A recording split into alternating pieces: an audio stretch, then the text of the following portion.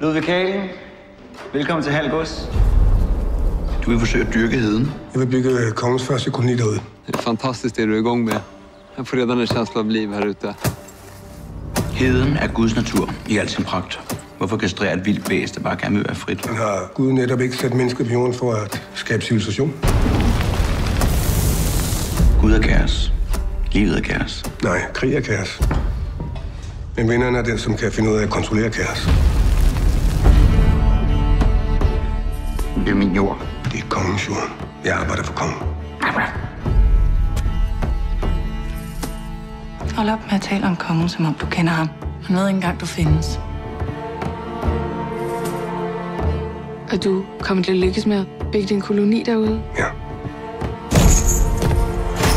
Hvis du bekriger ham, så risikerer du alt. Schenkel stopper ikke, før han er vundet.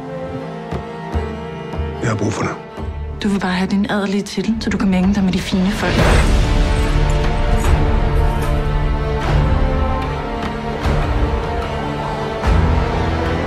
Jeg må væk herfra.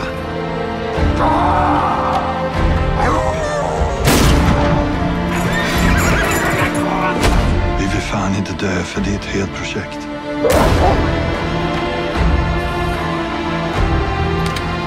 Hold dig væk fra heden. Er det forstået?